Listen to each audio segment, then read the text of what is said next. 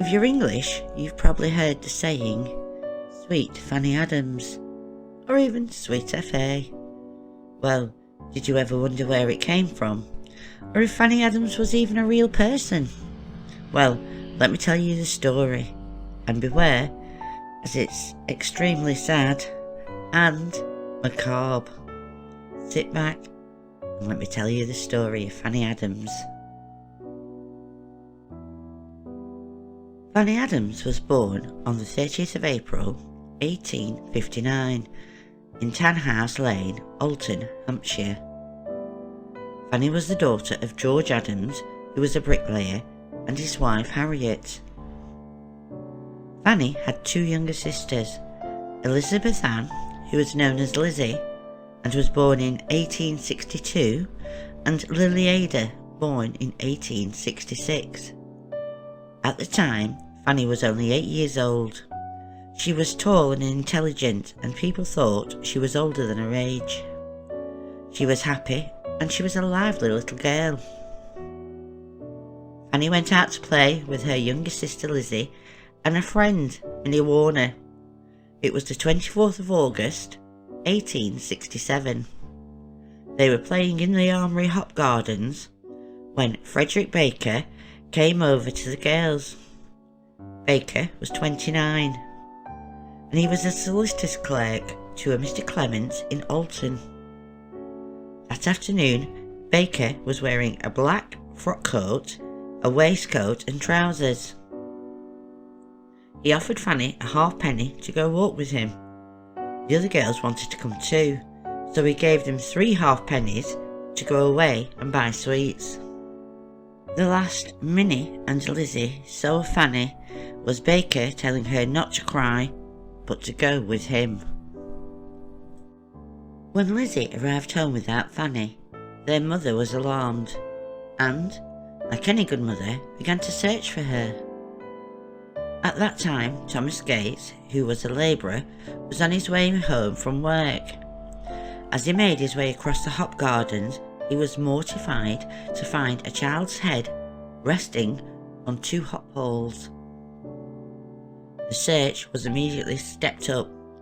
Fanny's father had been out playing cricket, but he rushed home threatening to shoot the culprit with a shotgun. Full terrifying horror was beginning to be known. Poor Fanny's body had been sliced and ripped apart and thrown all over the place.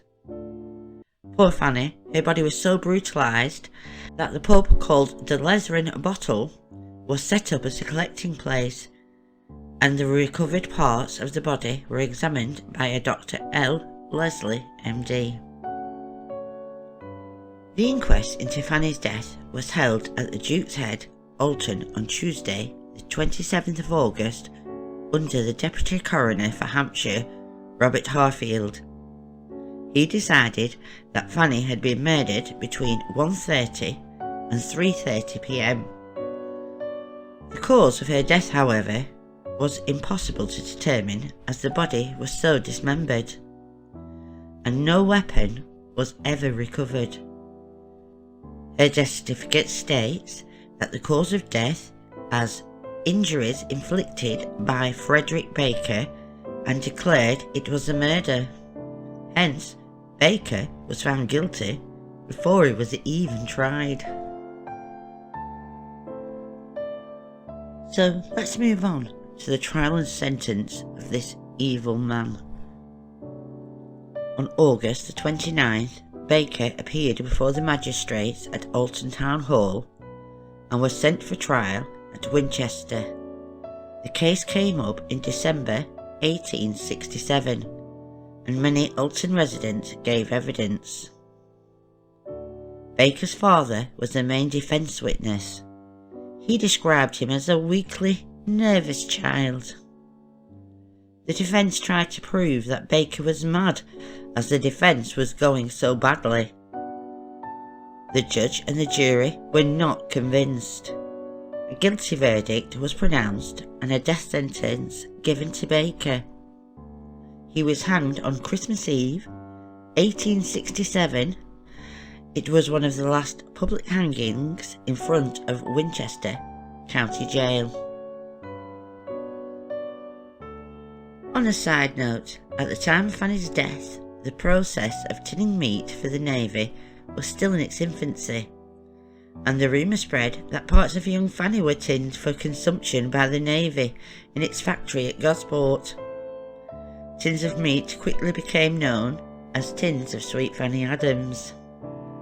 The empty tins, often called fannies, found a use in the dockyard as containers for liquids, such as tea.